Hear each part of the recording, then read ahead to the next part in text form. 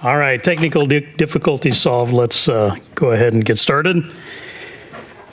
I need to get myself organized here. Okay, let's call this June 16th Sammamish Planning Commission meeting to order. Get to use my gavel again. Let's start out with roll call. I'll start out with Commissioner Jerry Norman.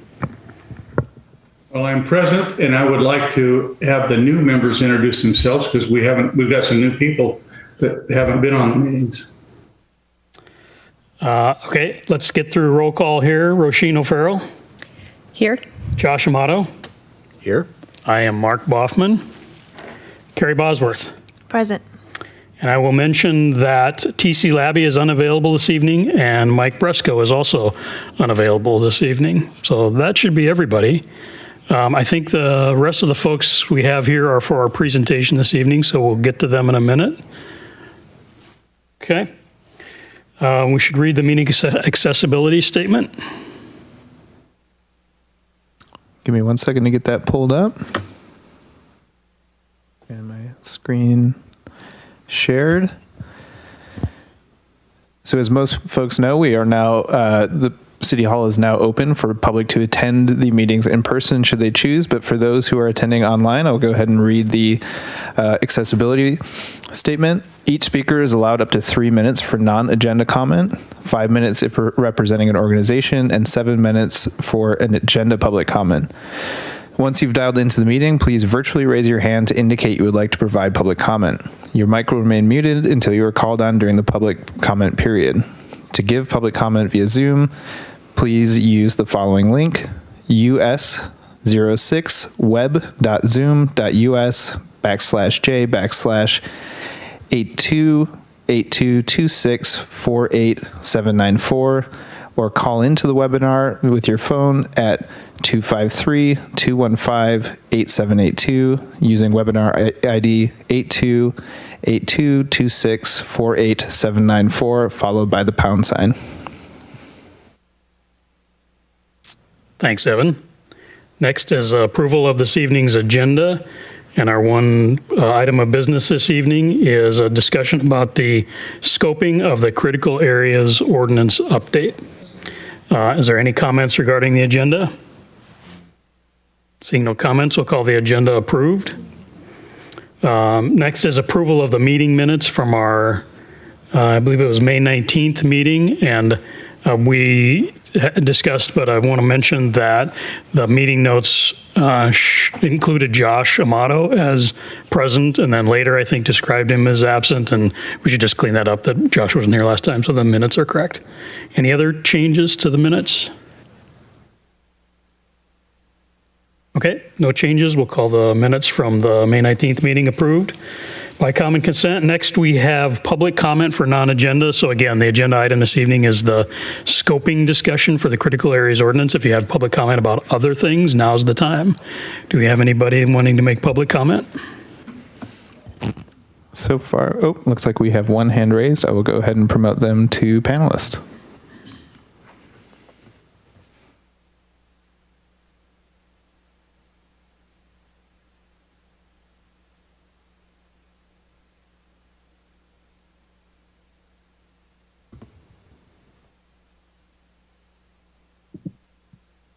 Whenever you're ready, Ms. Wichter. Hi, I'm Mary Wichter. I lived in Sammamish for 20 years, and if we need to do our address, it's 408 208th Avenue Northeast in Sammamish still. For non-public comment or non-agenda public comment, I did email in a lengthy thing because I've been involved in this process for a long time, and I'm so excited that the comp plan and the Growth Management Act's critical areas and the urban forestry management plan will be coming before you. They are probably the three most important topics that have been hanging out there for quite a while, and I'm glad that they're coming starting this year with scoping with the excellent staff that we have, the terrific consultants, and I think a really wonderful planning commission board of people. So appreciate all of that. I did give you some history so that you could know kind of the sequence of things. I won't go through that since it's in my email, and you can read that at your leisure. I do want to emphasize that maps are very important. King County has maps that we have used and have ourselves. And while maps are never perfect, they are certainly good guidance. So I hope we would use those. And there are also ways to get maps updated. There's a client services group in King County. I've talked and worked with Dennis Higgins and his staff before. They've updated things adjacent to our city that is in unincorporated King County, and they have people that know how to interpret them. And since all of our boundaries bound to either another municipality or King County unincorporated, I think we should make sure that our mappings kind of mesh with that so it doesn't drop off right at the edge of the city or be handled very differently. Originally, the first comprehensive plan that the city adopted was in 2003. So since we incorporated in 1999, it took 4 years for that to come to fruition. And I actually gave you a copy of that, or I gave you the ordinance for that. It's 416 pages. And then I understand that that was not really used when the 2012 work was started, which adopted in 2015. So it actually took 12 years to get the comp plan updated. And then if the comp plan happens by 2024, it'll actually be 9 years. So the work that you're doing is certainly the guiding light, kind of, but if it isn't in the comp plan, it can't happen. And the comp plan needs to go to the growth management Department of Commerce and include critical areas and everything. So there's a lot of policies and goals in those, and those are super, very important. So I hope that you guys will read some of that and be familiar with it. It's not terribly hard to read. It took me a while to read it in the very beginning, but once you read it, you'll integrate the knowledge and be able to move forward. And then I gave some examples of things that hadn't worked. I also, net density was adopted in 2005, so you don't have to downzone properties that are constrained, but I'm not sure that staff is actually using that, because what I've seen and heard recently doesn't seem like we are, and I believe we should be. And then I gave some examples of things like a pilot program that had been put in that got yanked because it really didn't fit the land. And we want to be careful about the amount of time we spend on things and make sure it's really good and useful. And I gave you, I think, 3 different examples of things that have happened. And then just the terms, environmentally sensitive areas, I believe those are critical areas. And if that could get updated, I'd greatly appreciate it. And that is my 3 minutes on non-agenda topics. Thank you, Ms. Wichter. I will go ahead and call for any other public commenters. Currently, there are no hands up. Last call for any other public comment. I think we're all set, Chair Boffman. Thank you. All right, next on the agenda is our main business item for this evening, which is a little bit of presentation and discussion about the upcoming critical areas ordinance, and primarily we're going to be talking about the scope of that exercise tonight. So let's go ahead and talk about that agenda item. Great. Thank you, Chair Boffman. David Pyle, Department of Community Development. Tonight I have with me Nell Lund from the Watershed Company and Dan Nickel from the Watershed Company. Nell is our primary contract manager and environmental scientist who assists the city in third-party review as an on-call consultant for the city in review of applications for development regarding that include critical areas. So Nell has a lot of experience working with our codes. Dan has spent quite a number of years working in updates to things like critical areas ordinances and shoreline master programs. When I was in Bellevue and worked on our shoreline master program there, Dan was the consultant that supported that work. So have worked with him in the past, and he has seen quite a few cities through the process. So what we've done is we've pulled together a presentation with some background on critical areas, the critical areas framework for regulation. We also have some information on the proposed scope and the budget that we're looking at. What we're doing here tonight is we're presenting the commission a proposed scope of work and budget for a process that we're going to be starting in January of 2023. And it will continue through all the way through December of 2024. So there'll be plenty of opportunity for the commission to talk about these topics, to review information, to consider changes to codes and policies. But what we wanted to do tonight was give you a sort of an advanced preview of what we're going to be looking at, what the state requirements are, what some other ideas are for changes that we've heard from the community. For those of you that have been on the commission for a while, if you recall, every year we come to you with a comprehensive plan docket. And the docket includes proposals made by members of the community and staff for changes that should be made to the city's comprehensive plan and related development regulations. If you recall, there have been many years where policy entrepreneurs have proposed making changes to policies and development regulations. And we have said, well, those would be better taken up with the critical areas update that is coming in 2 years or a year. Well, it's finally here, and we're finally able to start to consider some of those proposed changes. We've included those as additional areas of consideration. So when you're listening to tonight's presentation, think about this in terms of what would be a really good thing to add to the mix of the work being done here. Also consider what is a requirement of state law. So the city is required to update its critical areas rules, but it's only required to follow a minimal number of steps in doing so. Everything else that the city takes on is at its discretion, and is unfortunately adds additional costs to the process.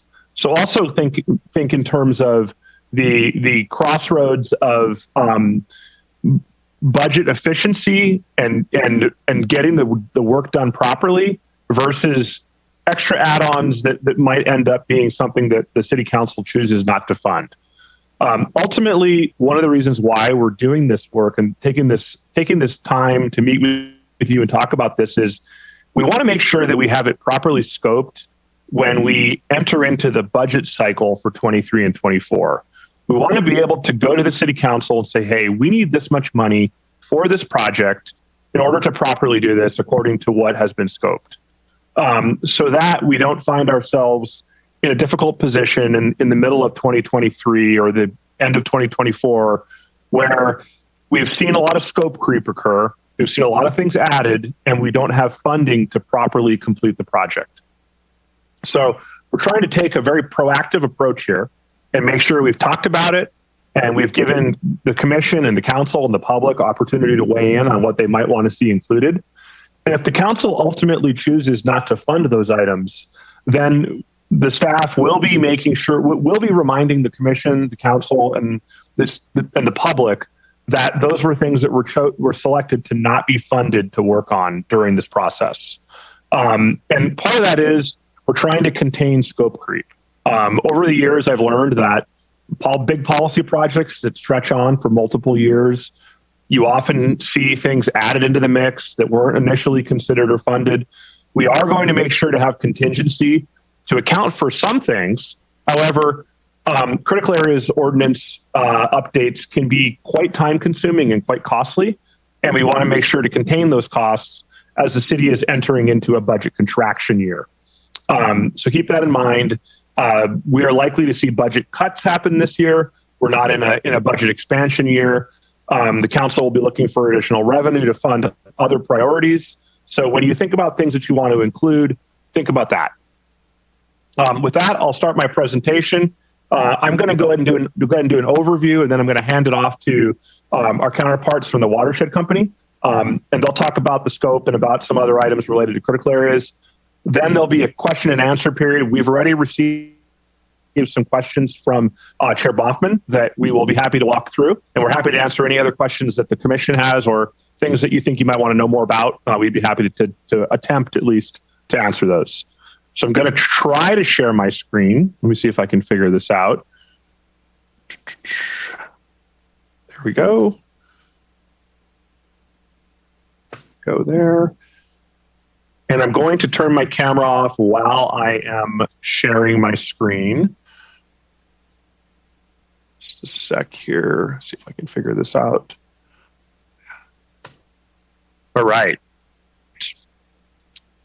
So hopefully everyone can see the screen. All right. So good evening. We are here tonight to build background on the city's critical areas rules and provide an overview of the upcoming critical area update process. Initial scope of work, budget, and potential areas of special focus are included. I'm joined tonight and supported by the city's on-call environmental consultant. We have consulted with them to build an initial critical areas update scope of work and budget, including initial scoping on potential areas of focus. They're here tonight to present the draft scope of work and budget and answer questions about the update process.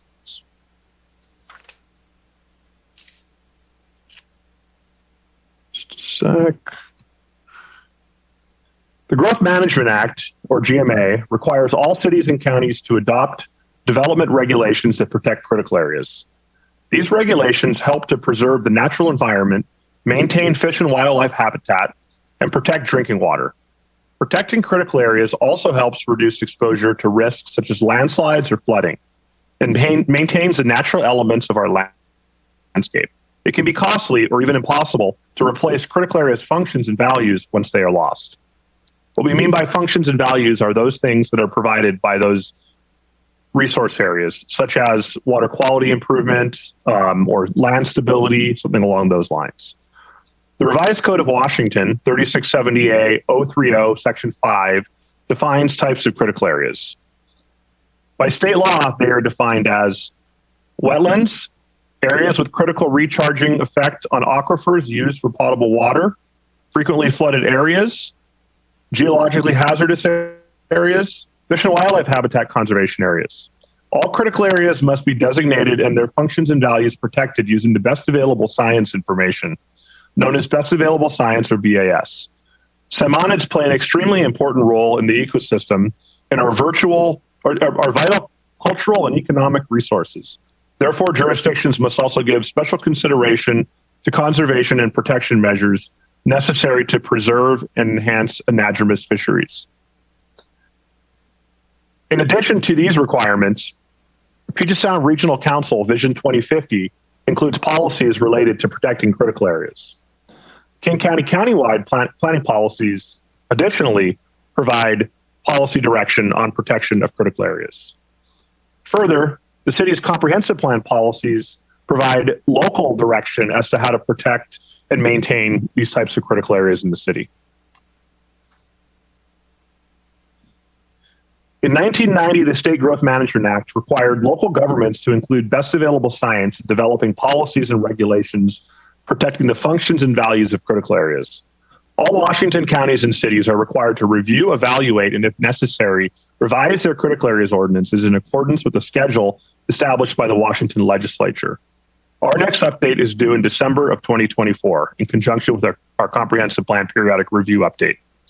Jurisdictions must demonstrate that the best available science has been considered when creating their critical areas ordinance by documenting scientific sources that support their approach to regulating critical areas and explaining when policies depart from science-based recommendations.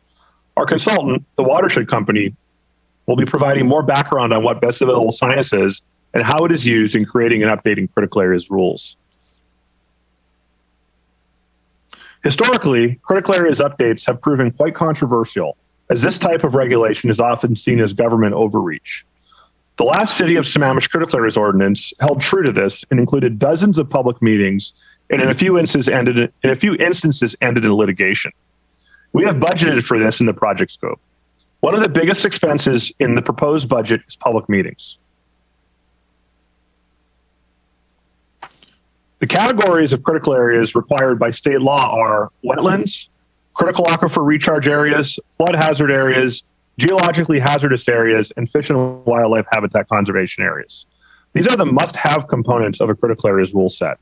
However, a city is free to add additional types of critical areas if it sees fit and if it has best available science to defend regulations that protect those areas. Current city code defines critical areas as those areas in the city that are erosion hazard areas, landslide hazard areas, seismic hazard areas, critical aquifer recharge areas, wetlands, streams, and fish and wildlife habitat conservation areas, excuse me. You can see that the city has deviated slightly from what is required by state law. It is important to note that not all critical areas are mapped. And in fact, most that are mapped are only mapped as an advisory. And the presence or absence of a critical area must be field verified based on the definition or parameters of that specific resource area. For example, a wetland must have 3 indicators present to be properly mapped.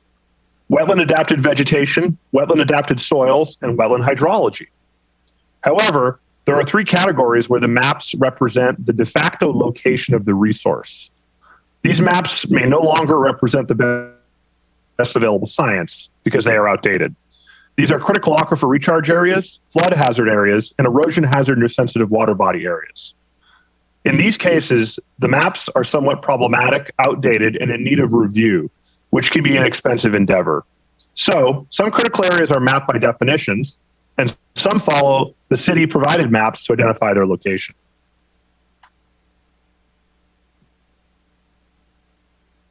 Critical areas are regulated with layers of protection. Generally, the defined mapped area is protected, and alteration is prohibited. The resource area is also buffered with a prescriptive protective buffer ring to further protect the resource. Then, there is an additional structure setback applied in addition to the buffer. In some cases, such as critical aquifer recharge areas, there is no buffer or setback. Rather, the area is protected by limits on activities that could impact water quality and quantity. Generally, critical areas rules are applied in response to a proposed action, such as a permit application. Critical areas rules are not retroactive and cannot compel application unless in response to an action to alter. Further, the current critical areas rules include extensive exceptions for existing conditions. The city does have a limit on authority, and critical areas rules are often seen as government overreach. When application of critical areas rules results in land that cannot be used, it is considered a taking of constitutional right to use and enjoy property. However, property owners do not have a constitutional right to the most profitable use of their property, just a reasonable use of their property. In a takings challenge to a regulation, courts generally do not require compensation when the regulation merely decreases property value or prevents property owners from doing exactly what they want with their property. As long as a regulation allows property to be put to productive economic use, the property has value, and the regulation will not be deemed to deny all reasonable economic use of the property. There is no regulatory taking in that situation. It is important to remember that there is a balance between protecting sensitive features and resources and allowing constitutionally protected reasonable use of property. To help balance property rights and protections of critical areas, and to ensure application of critical areas rules is reflective of actual on-the-ground conditions, the city's code employs different forms of flexibility, including buffer adjustments in the form of buffer reductions and buffer averaging. The code also includes allowances for transfer of density rights intended to protect sensitive land and use it as a receiving site. The code also includes allowances for transfer of density rights intended to protect sensitive land and use it as a sending site by placing the land in conservation easement and sending the density to a more appropriate receiving site in another part of the city. While we do have a transfer of density rights program in the city's code, it does need improvement for practical application, and we will be having a discussion with the City Council on the topic of the city's transfer of density rights program on July 12th of 2022, so just a couple weeks away. Finally, another area of flexibility is in the category of exceptions, where the city's critical areas rules offers two primary exceptions. One for public agency projects, such as roads, drainage facilities, and other utilities, and the other for reasonable use of property. For reasonable use, basically, if through the application of the critical areas rules, the site is determined to be undevelopable and the property owner's reasonable use of property is not achievable, the reasonable use exception allows enough flexibility to attain reasonable use of the property. What this means is we offer reductions and modifications of critical areas in order to allow a property owner to develop their property to a point of reasonable economic use.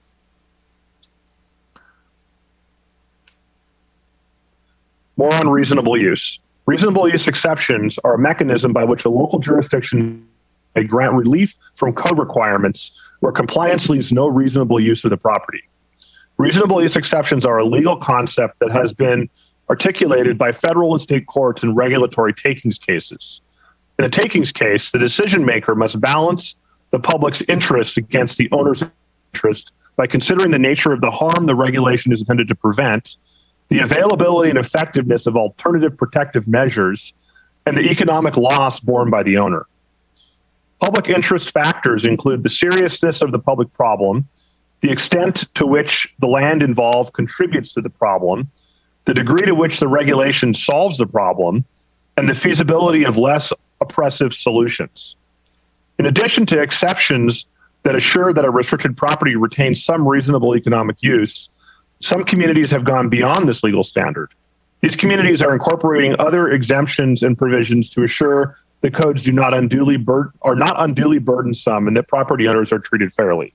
An example of that is Sammamish's exception for existing conditions. Reasonable use exceptions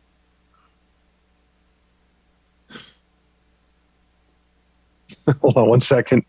The critical areas, as previously described, the critical areas update process includes two components. Those elements that are required by state law and those elements that are optional areas of special focus. The city's consultant, the watershed company, will provide more detail as to what is required by state law, and we will provide opportunity for the commission to ask questions about optional areas of special focus. The critical areas update process follows a deadline set by state law. The update happens in parallel with the comprehensive plan periodic review update and must be harmonized with comprehensive plan policies. The update follows the State Department of Commerce prescribed process, must demonstrate BAS or the use of best available science, and ultimately must achieve approval by the Washington State Department of Ecology and Washington State Department of Commerce. In addition to those topics required under state law and through best available science, the city can add areas of special focus to be addressed with the critical areas update. This is a preliminary list of topics staff have heard interest in, either from citizens, the commission, or the council, or that were docketed, or that were proposed to be docketed through the past docketing process. Finally, this is a consultant updated or consultant supported effort. Updated the city's critical areas policies and rules require specific qualifications and are typically consultant supported. The watershed company is with us tonight and will provide an overview of the consultant role and additional detail on the proposed scope of work and some of the components of the update. If I can end this here, just a second. Stop my share. And with that, I'll turn it over to Dan Nickel and Nell Lund of the Watershed Company. Thank you. Great. Thank you, David. I can go ahead and screen share to get started with our piece of the discussion here.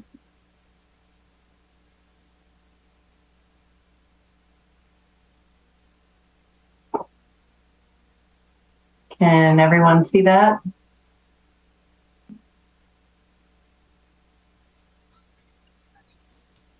Okay. I think you might need to do a slideshow version. Oh, Help if you would enlarge the image, please. okay. I'm going to do that. Can I just drag it? Is that better? If you do the slideshow option on the bottom of the screen, the bottom right, where it shows the projector icon. Projector. Or the screen icon. This one? Okay.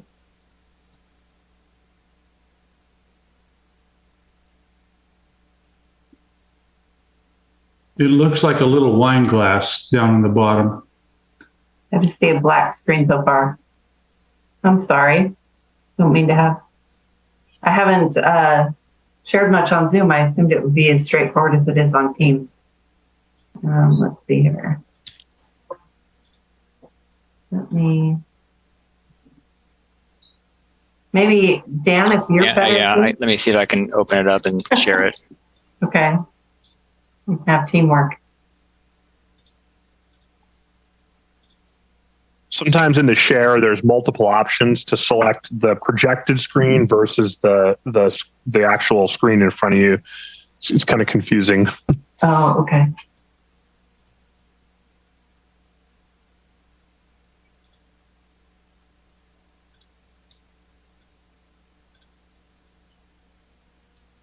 All right, is that working?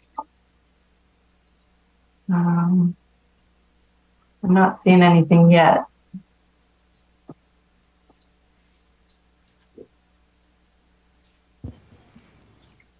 Nell and Dan, this is Evan. I actually was just able to pull it open. I should be able to share my screen if that would be easiest.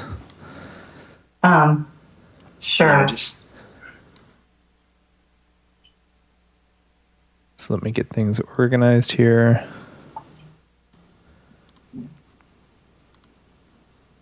I think I can share it here. It should be sharing now. I'm seeing it. Yeah, thanks, Evan. No problem. Yeah, thank you very much. Well, Dan, I don't know if you wanted to do any more of a general intro than David's already given us before I dive in. I think you can dive in. Okay. So as David mentioned, we're currently an on-call consultant for the city. So in that capacity, we were brought on board to help scope the support necessary for the CAO update process. Can we do next slide? So again, as David mentioned, this will go over some of the same things he listed in a little more detail.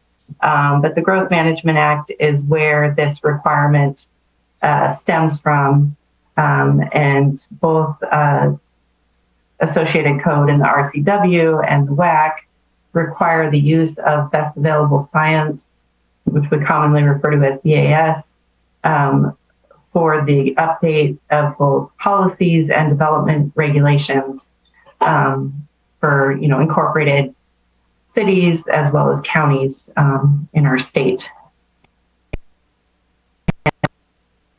The GMA are spelled out pretty in a good level of detail in the WAC, and I've summarized some of that here. But the main points are that the city must incorporate best available science when updating policies and regulations to protect critical areas, and that they must give special consideration to salmon recovery efforts, anadromous fish habitat, and this includes all life stages and habitat protection elements.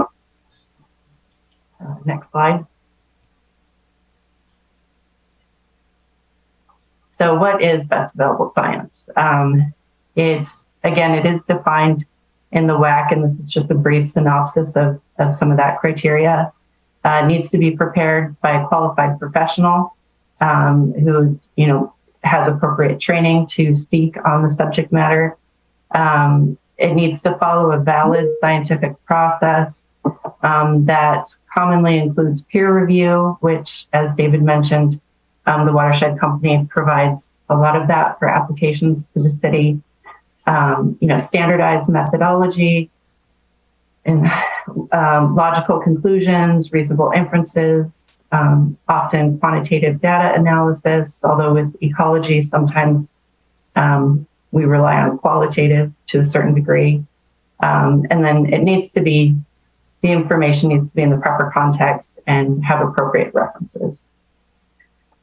So common sources of scientific information that I'm sure you've commonly encountered are, research, journal publications, monitoring, inventories, surveys, modeling, assessments, synthesis, and, in some cases, like in a hearing format, often in the form of expert opinion. And then it's important as we look at best available science to be able to weed out the information that doesn't meet that criteria. And especially going through public process, you receive a lot of anecdotal information, which, needs to be treated as the non-scientific information that it is. Non-expert opinions, and then, hearsay, like my neighbor saw a salmon in this stream, would not be your best available science source, obviously. Don't mean to overstate it, just that's important to keep in mind in the process overall. Next slide. So I'll turn this to you, Dan. Sure. Thanks, Nell. Yeah, I'll cover this next one. And I just wanted to touch on a few things because I think it's really applicable to the Planning Commission and eventually City Council to understand, how do we take this information and apply it in a policy and regulatory setting. The notion of what is best available science has been discussed for quite some time. It's usually up for debate on what qualifies as best available science. And part of the role here is to try to disseminate that information and look at the existing policies and regulations, make recommendations where necessary to make improvements, again, for the protection of critical areas, and then support that information with the science. So I'm just a few things to point out as we try to understand what this means for making decisions at the policy and regulatory level. We are required under the Growth Management Act to acknowledge best available science, to use that information to adopt sound policies and regulations that protect critical area functions and values. As decision makers, you will need to understand that information and disseminate that the applicability of best available science and its inclusion or not inclusion, which I'll get to in a minute. At the application level, for a development application, the use of best available science is also important. And so you'll see in regulatory language the requirement for an applicant to use the best available science in terms of justification for a development and its mitigation. And so that's used in all levels of application review. That includes variances as well.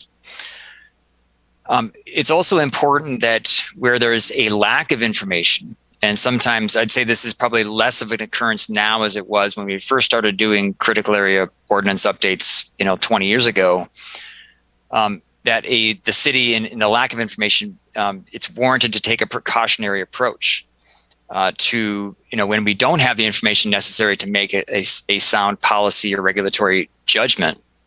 This may be specific to the application of buffers, for instance. Taking the precautionary approach runs less risk to the impact to a critical area's functions and values.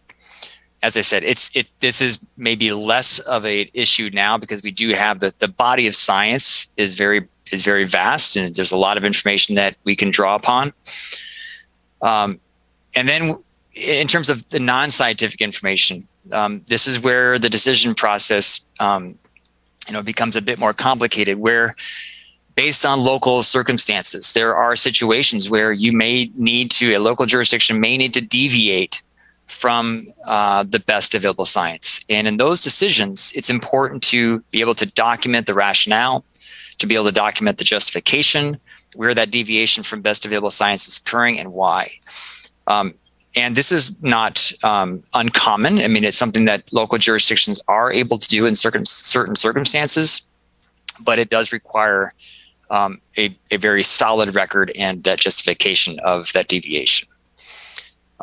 There really isn't a set model for a CAO across the board for all jurisdictions. Every jurisdiction is a little bit unique. It does allow some flexibility to be developed. Again, this is where either using best available science to look at building that flexibility, or using it for or acknowledging where deviations may need to occur. There are many instances where that has been employed. But we also need to acknowledge that the best available science, that body of knowledge, is also continuing to grow. And one of the areas that we've referred to already in terms of optional areas is with climate change. That information, that body of science is continuing to learn more. And as we adapt to climate change, oftentimes we need to look at our policies and regulations under that lens. And it's something that we'll see certainly more of in the future. I think I'll turn it back over to Nell on the next slide. Okay, so I know David's already covered this, but the distinction between what's required by law and what are special areas of focus that have been identified by the planning department based on their interaction with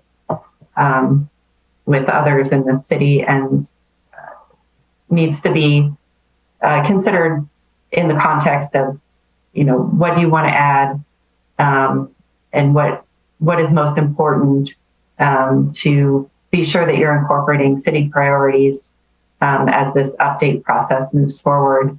For the special areas of focus that were listed, as Dan started to touch on, climate change information is growing, and there is some legislation under review now that may cause that to become required as soon as within the next few years. Did you want to touch on that, Dan? No. Yeah, I can just touch on that a little bit. I mean, that the legislature right now is looking at, potentially requiring addressing climate change factors in comprehensive plan updates.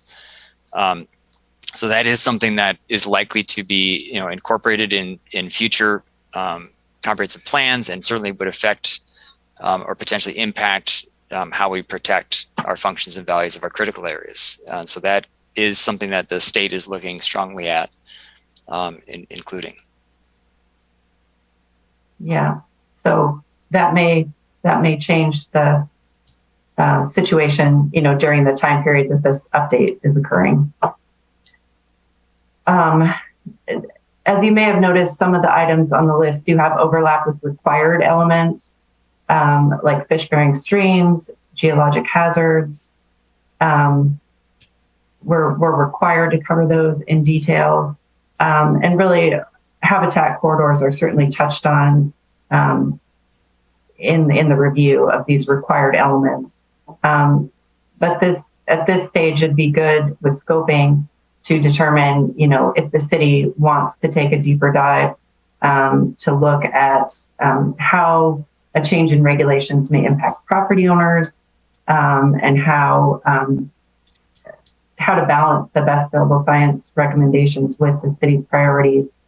And then I think we would initially handle a lot of that, or the consultant working with the city would handle that through support in the comprehensive plan update process. And then another one that I think is really forward thinking is this grant funding piece, looking again at policy and potentially regulations to see how you could allow and encourage the use of grant funds on private properties where there's an identified public benefit, maybe watershed level, basin level benefit. Next slide, please.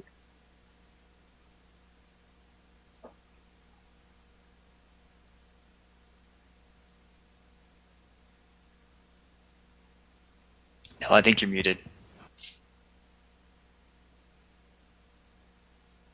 Finesse. Okay.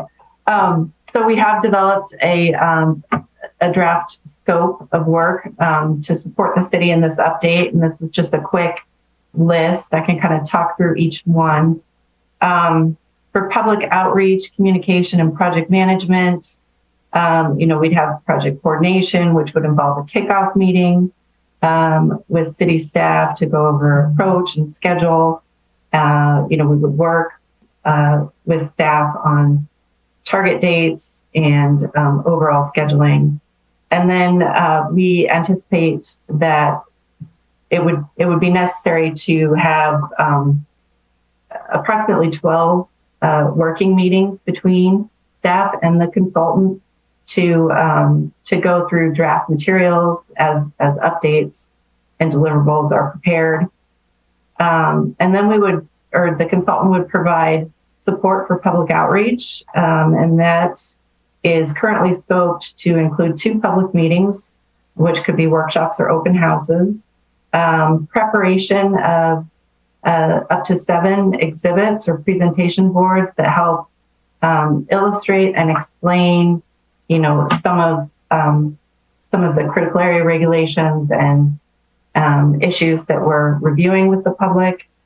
And And then also, given our digital age and our the fact that we're having a remote meeting now, it really feeds into the fact that the scope currently includes online and web support to help communicate, content to the public and gather feedback through a city-approved digital platform. Like I understand, Bang the Table has been used by the city in the past. And then the next piece would be to serve as an adjunct member of the comprehensive plan update team. That would give the consultant an opportunity to review, the current comprehensive plan, suggest policy changes or revisions that may pair with the anticipated code updates, given the best available science. That the scope currently anticipates 16 meetings with the team for that, and as discussed earlier, this would be an opportunity to review and discuss priorities for policy that might need to be in place to support the special areas of focus. And then it's standard for these CAO updates to do an assessment of existing conditions. These typically draw upon existing maps and inventories to document what critical areas are present in the city and give people a visual as to where to summarize existing inventories and draw upon other publicly available information as part of that process.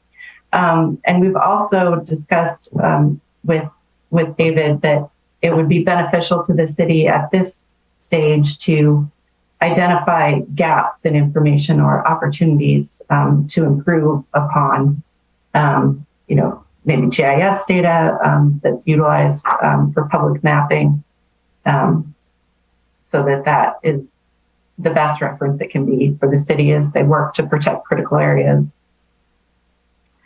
And then the next big piece is the best available science review.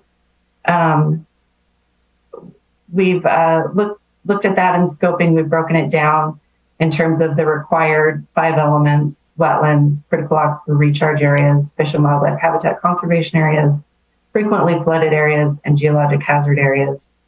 And then called out the special areas of focus that are not already overlapping, which would be habitat corridors as a standalone item, and climate change.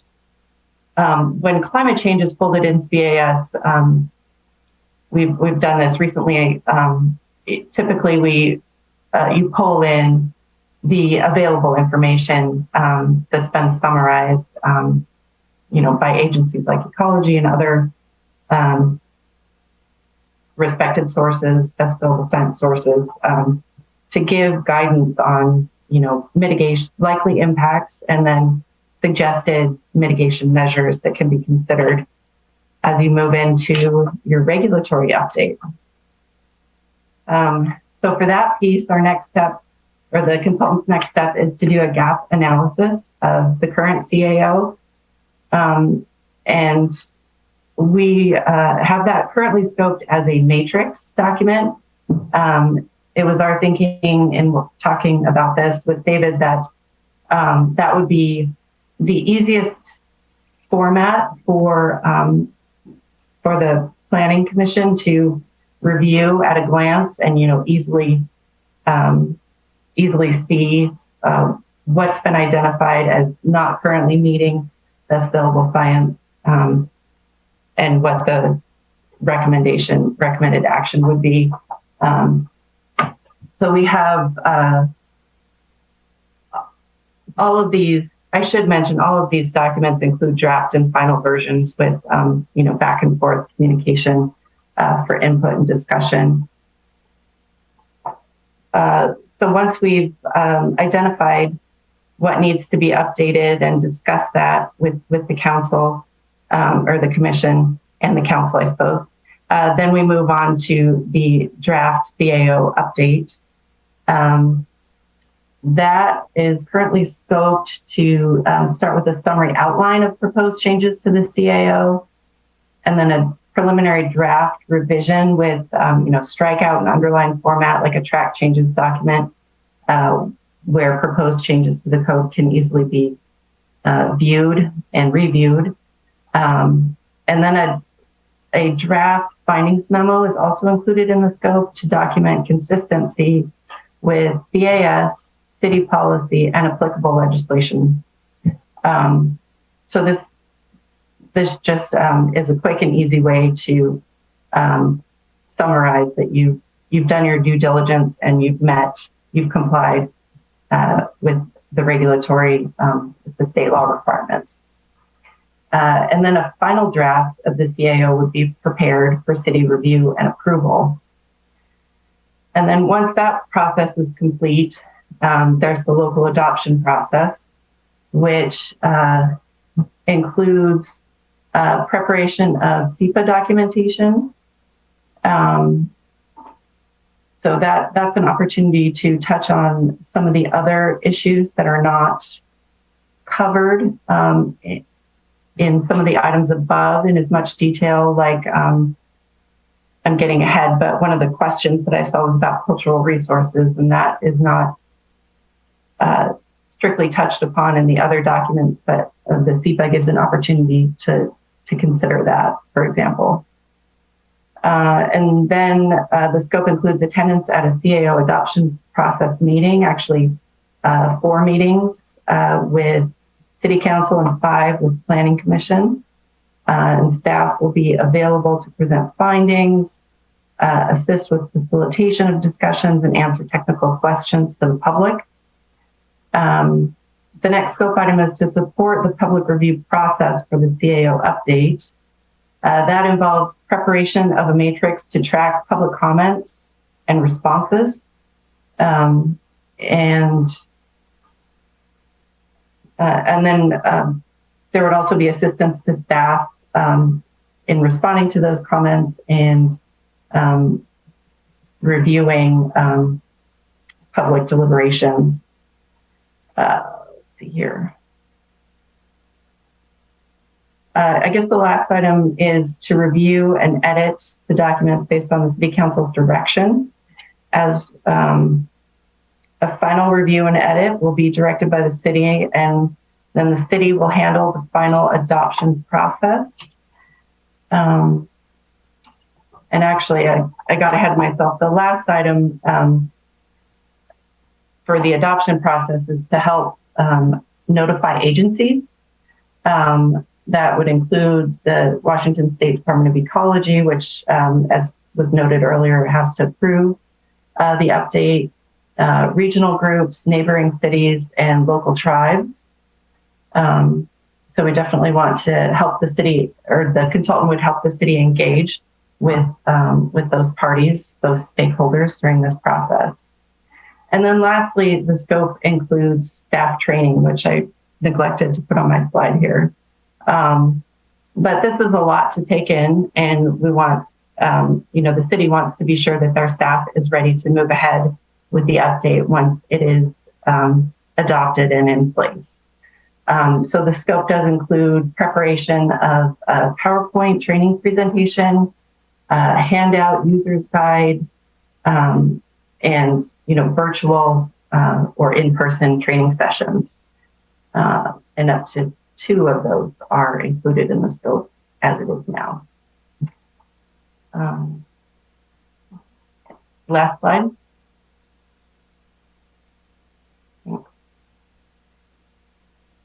So to support David's effort to ensure that moving ahead, the city is able to budget for this work in a way that is appropriate to support a thorough and well documented, well completed effort. We put together some estimated costs for the scope. You can see here we've broken it down by task, and this is a total summary for an estimate for both the the required elements and the special areas of focus. Some of the special areas of focus do have overlap with certain tasks. It was easy to pull out the special areas of focus for the best available science review because there was it was more clear there where there was overlap with required elements and where there was not. But we also felt that some of the time in the scope would be dedicated to those special elements under the coordination with the comprehensive plan update team, in the gap analysis piece, in the draft CAO regulations update, as there may be certain specific recommendations for climate change, for example, that may be incorporated into regulations, and then the local adoption process as well. So if we break that down, the optional items come up to about a little over $60,000 of the total. And that is my summary. Happy to take questions and discuss details further. I make one quick clarification. Yes. Before David jump back in, just real quickly, because I think it was mentioned a couple of times in terms of ecology's role. So I wanted to make it clear, ecology does not have approval authority over the CAO. They are certainly a state agency that will take a very good look at the document. They will review it. They will comment on it. But they actually do not have approval authority. They do not adopt this document. Just like the shorelines are different. Shoreline master programs, they do get adopted at the state level, but we are different here for a critical areas ordinance. I just want that to be understood. It does. I would certainly encourage involvement with those agencies, both ecology, Department of Fish and Wildlife, to have early review and input, but they do not have authority to approve it. Thank you, Dan. Sure. Yeah. So we have a list of questions that we received, and I'm going to transfer my screen over to the list, and we'll walk through those, and then we'll turn it over to the chair and to the commission for questions and comment.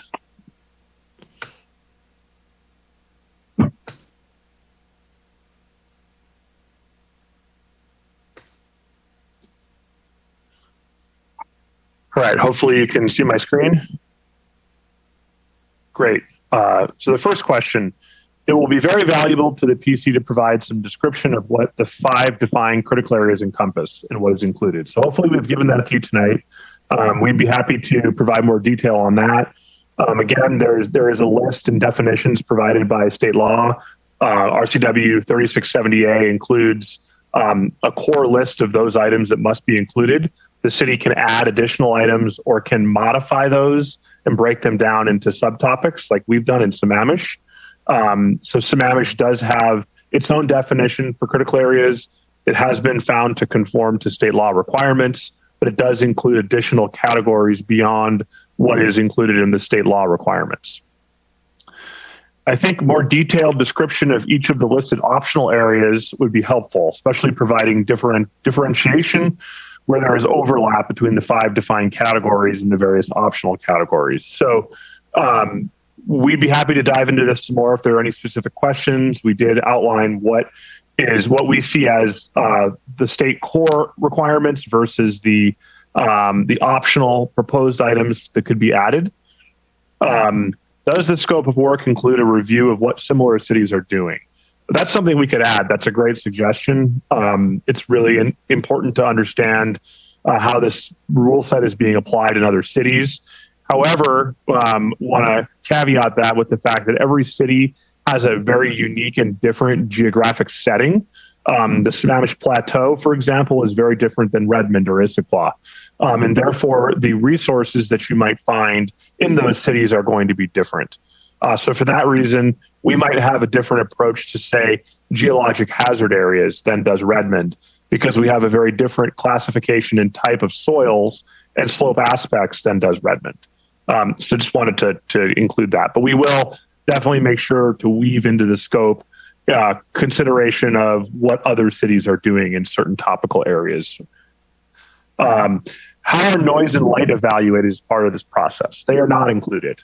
We have not historically had noise and light included in the city's critical areas ordinance.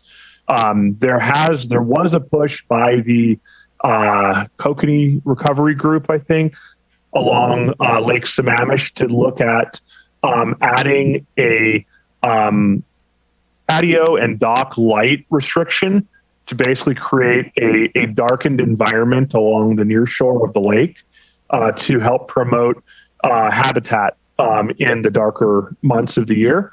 That effort was a multi-jurisdictional effort that didn't move forward. I don't know much more about it beyond that, but that's an example of lighting. I'm not, if you wanted us to consider that, we could look at adding that to the list. However, lighting is challenging because in order for it to be effective, you would have to retroactively apply it and make it a rule that would then apply retroactively, which is not something critical areas have historically done. The rule sets protecting critical areas are usually in reaction to a proposed change as opposed to being uniformly retroactively applied across an area. Do steep slopes fit into geologic hazard areas? What about areas of highly erosive soil? Both of those fit into geologically hazardous areas. Our code happens to have them pulled apart into different subcategories. However, they all do fit into the category of geologic hazard areas. I think this is probably our most challenging topical area in our critical areas rule set. Generally speaking, we do pretty good with wetlands. We do pretty good with streams. There are some refinements that are likely needed to be made in order to conform to changes to best available science. However, I don't see our our structure of wetland regulation changing significantly. The one area with our streams where we would probably need to do some work is with regard to where we are, how we define fish-bearing streams and the implications of expanding fish-bearing streams to streams that have fish habitat, not just streams that have salmonid presence. So that is something that's proposed.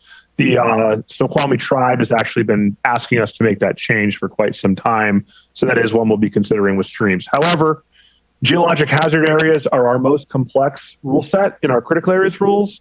And as part of this process, I would like to see a comprehensive review of all of the rules that could fit in the category of geologic hazard areas and look at possibly combining and collapsing them down into one rule set that is actually something that the end user can use and understand. They're very confusing how they're currently laid out, and there are gaps between them in areas where there's loopholes in the code, so to speak.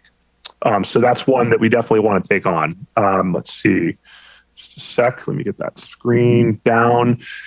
Are there any culturally significant sites in Sammamish? Is this part of the CAO evaluation process? Yes, there are culturally significant sites in Sammamish. No, it is not part of the CAO process. Culturally significant sites are not defined as critical areas. However, as Nell Lund pointed out, as part of our SEPA analysis, State Environmental Policy Act analysis, as with the adoption of revised rules, we are required to consider the implication that these rule sets might have on cultural sites. There is another rule set in our code that pertains to cultural resources. And anytime cultural resources are expected to be found or are found, there is a process a builder must follow during construction. Are buffers considered as part of this? Is there good science on this, or is this just based on best practice? So buffers are included. Currently, the city does provide buffers to wetlands, buffers to streams, and buffers to slopes, tops of slopes and bottoms of slopes. And yes, with the last update, these were science-based. The dimensions of buffers were science-based at that time. We will be doing a review of science and how that might have changed and what any revised or changed buffer widths might be. That's part of the gap analysis that will be done. What about the creation of new critical areas? If a large development creates a new wetland, how does the CAO apply to this new wetland? This is considered in the current code. If you do create a wetland as part of a wetland wetland creation for mitigation. There are, if it's put into an easement or a tract, the limits of that wetland protection go to the extent of the easement or tract. So there are ways to address this already written into our code. However, I think it's worth revisiting those to make sure that they are clear and easy to apply. Not always the case with critical areas rules. So this is definitely one that we would want to take on, but fits within the state requirements. So I don't think this is an add-on necessarily. It's really more fits within the state requirements for protections of wetlands and streams. Our wildlife corridor is part of the evaluation of protected habitat areas, even if the corridors aren't technically a habitat. So this is one that definitely could use some improvement in our code, and that is why we've added it as an area of special focus. Although it is a core requirement by state law, we have had many citizens, council members ask about this. We had a different setup for regulating habitat corridors in our past critical areas rules than we do now. I feel that some of the effectiveness of those rules were diminished when they were changed to the way they currently read. And I would like a full consideration of changing it back to the manner in which they were protected and mapped prior. So I think that the structure that we have now is not effective in providing the outcome that the community wants to see. So I think this is a topical area we definitely want to get into, which is why we've added it as an area of special focus. Is restoration of salmon-bearing streams part of this, like the Zaccoos Creek project? This was recently a communication splash from King County about their identification of these in their King County Fish Barrier Assessment, which identified several high priorities in Sammamish. So this is something that could happen. One of the special focus areas was policy language around acquiring easements and basically how can we write policy that helps promote restoration, that helps promote receipt of grants for restoration. One of the biggest obstacles in doing restoration using public funds and public grant monies is that the city doesn't own the lands in which these streams are flowing. So the city would have to acquire a public easement on the property in order to make the investment of public dollars in restoring the area, the riparian area adjacent to the stream to help promote fish habitat. So this is in our area of special focus. Restoration of salmon-bearing streams is written into the code. However, again, it is not applied retroactively. It is applied when there is a proposed alteration or modification of the critical area. So we do have policy language and code language that helps restore fish-bearing streams at the point of construction or development of a property. But if somebody leaves their property alone in the manner in which it's been managed for years, there's no obligation on their part to restore that stream. So the idea here is that if we're able to acquire easements on people's properties in order to, on private property, that will enable us to receive public grant funds to do restoration work within the boundaries of those easements. So those are public benefit easements that then will allow for funding to be used to help restore habitat, take out fish barriers, et cetera. How are existing bodies of water incorporated into this process? I'm thinking of Pine Lake and Beaver Lake. So there is an intersection of critical areas rules and shoreline management rules written into the Shoreline Management Act. The city's critical areas rules are adopted into the shoreline management, the shoreline master program that is required. If you recall, a number of years ago, we went through a periodic review and update of our shoreline master program under the Shoreline Management Act.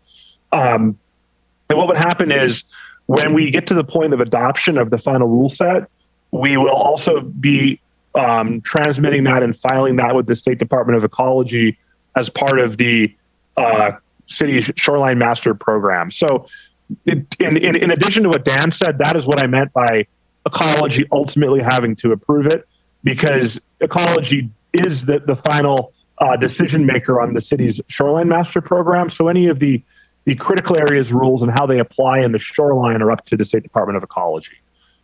Usually it's a matter of filing it with them at that point because we've been through the BIS process. We've included them in the review, et cetera. So usually not a big obstacle. How does the CAO tie to the shoreline regulations? There you go. They are intertwined. The current city shoreline master program that is under the Shoreline Management Act includes incorporation by reference the city's critical areas rules, unless specifically modified within the shoreline master program. It's a mouthful. It's a bit esoteric. So if you have questions on that, let me know. Basically, the city's critical areas rules apply in the shoreline to critical areas that are shoreline critical areas. And it's incorporated by reference.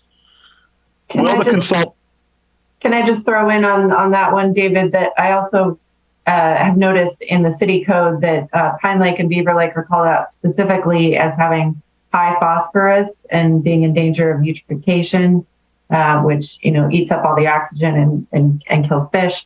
So that is part of what would be considered in the code update process as well. Yes, and we do have special drainage regulations in the areas that drain to Pine Lake and Beaver Lake as well. So there's different rules that apply in different areas based on sensitivity, as Nell points out. Finally, will a consultant or the staff provide some level of evaluation regarding how any changes under consideration may limit reasonable use from what is currently in place? This seems like a critical issue to acknowledge for both the PC and the council. And this is really one of the biggest challenges of the critical areas rules and their review and adoption. And this is what's led to a lot of controversy over time with critical areas rules is how it impacts the use and enjoyment of property. So one thing that we've included for consideration in the scope is doing sample analysis. So for example, if we were to change how we define fish-bearing streams, we would want to do a basin analysis as opposed to, I think it is out of reach financially for us to comprehensively analyze the city for impacts that might occur to private property. Instead, we would look at some sample basins and some sample areas and sample and ground truth the implications of rule changes. Then we could get an idea of how these rule sets might affect properties where these resources are present.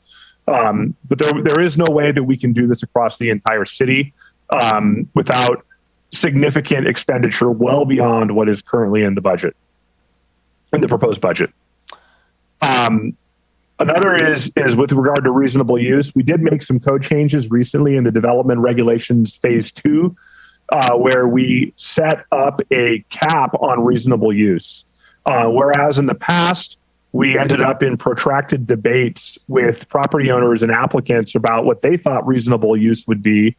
And we ended up taking a look at and doing some analysis as part of our code update process. And we simply defined it as part of the code. So it takes that debate and argument with a property owner out, and it simply is codified as to what someone should be able to expect would be reasonable economic use of their property for residential development. So with that, unless Dan or Nell, if you have anything to add, I'll turn it over to the chair for commission questions and discussion. Thank you. Great. I'll just say thanks to Dan and Nell and to David for the presentation and all the comments on this topic. Let's just start out and see who has questions they'd like to ask. Maybe I'll check and see. Jerry, do you have anything you'd like to ask? Yes, I have a few questions, and apologize for going backwards, but it's been a long presentation. So relative to the best available science, who determines that the best available science was used? Has that ever been challenged by some entity, or are they taking your word for it? How does that work? You want me to tackle that, David? Sure. I mean, that's a good question. And that is something that commonly in these updates, that question comes up. What qualifies as best available science? And you can have submittals by whether it's individuals, other groups that would submit their own documentation about what they might think is best available science. And so it is something that is repeatedly discussed and debated upon what qualifies. And ultimately, I think with this effort and most efforts, it's, if you're having a consultant work for the city, the consultant's going to be providing, their take on here is the best available science that the consultant believes should be used. The city will be reviewing that information and all the information that may come in from others, from public comment. And ultimately, it will be the city's decision to stand behind that scientific record, whatever it may be. And I've seen, at times where a local jurisdiction might incorporate some aspects of the science record that comes from other areas that maybe the consultant team or the city was not aware of. So it is something that it does need to get developed, but it is something that the city is going to have to make based on a recommendation. It's going to have to make that decision and stand behind it. But does the state have any history of coming back to a city and saying, we don't think you used the appropriate science?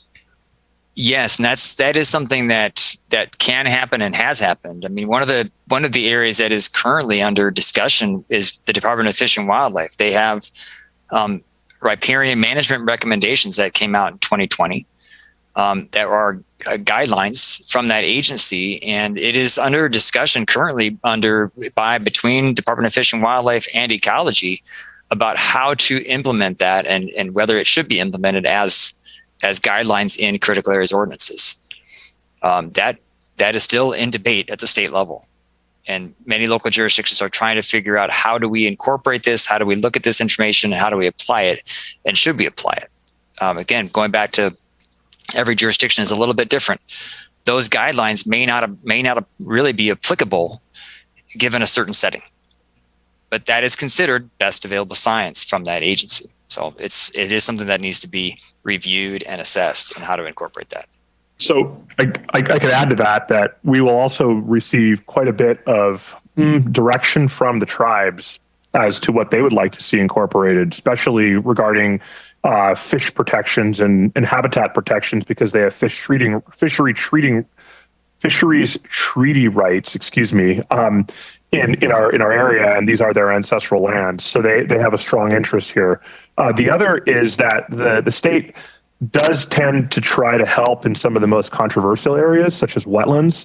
The state usually does put together a wetlands best available science white paper, where they do a literature review of sorts. They're in the process of doing that for wetlands now.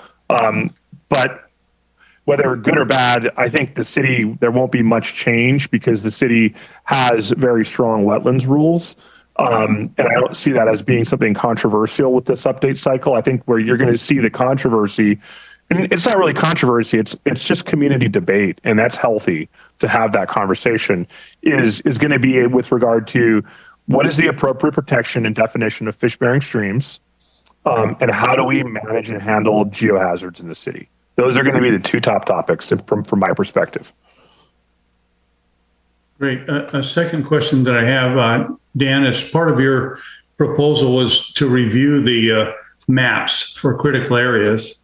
And I've looked at the maps that I've been able to find relative to the city, but there's disclaimers saying those maps are they're kind of estimates. They're not, if somebody was a property owner and they scan that map, it's not really definitively going to tell them any guarantee one way or the other, whether critical or not. Would this review update that or make it more accurate or help the property owner? To some extent, part of the scope of work that we've put out there is to look at those existing maps and essentially look at where there are gaps in that information and how they might be improved. This process, the intent of this process isn't to reproduce or improve those maps through this scope of work, but rather to identify where those gaps exist. Because you're right, there are situations where those maps really are informative and should be used as an indication of where critical areas may exist, but they don't go to the full extent of on the ground understanding where these critical areas are. And this it pertains mostly to wetlands. And we know that there are wetlands out there that haven't been mapped, that haven't been part of an inventory yet. Wetlands do change based on hydrologic changes, and we might be seeing changes based on climate change to our wetland mapping. Then for David, is that something that we should discuss or consider to increase the scope of work to do a better job of mapping those areas?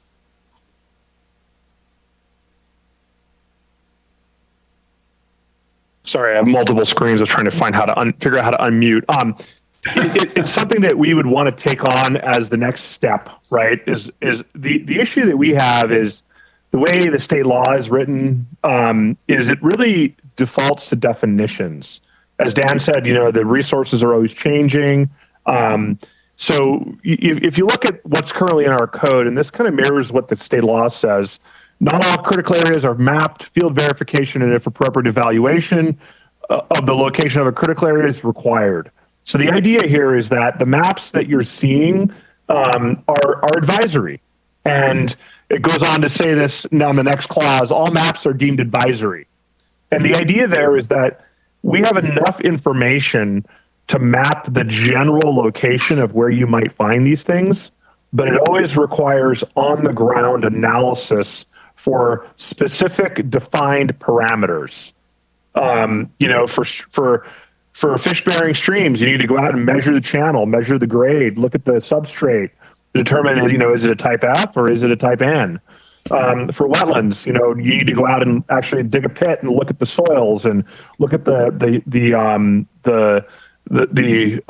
vegetation community that's out there. Look at the hydrology. Is it saturated? Is it flooded? For how long is it? There are so many parameters that go into identifying these things that it is not probable that, at least for streams and for wetlands, that we will ever have all of them mapped. I think it's easier to use remote sensing information like LiDAR and photogrammetry to map the presence or the location of steep slopes.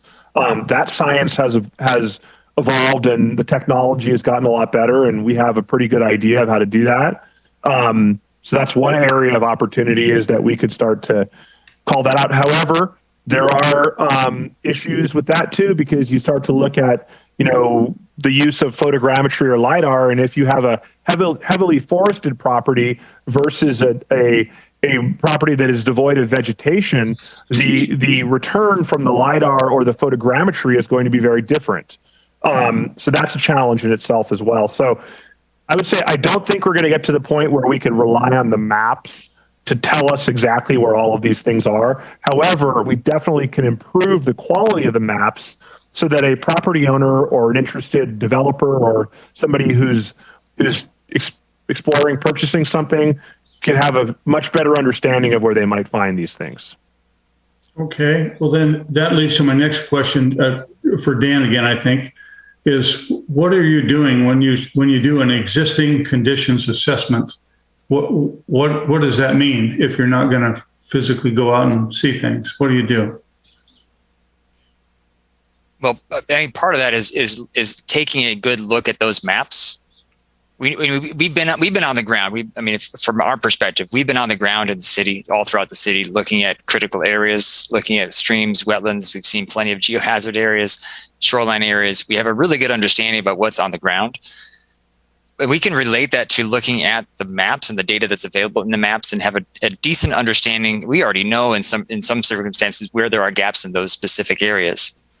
But we need to take a closer look at things such as the geohazard maps, to look a little bit closer at those, to understand how accurate those are, where there might be limitations, and where we might find improvements that are, as David pointed out, more readily accessible.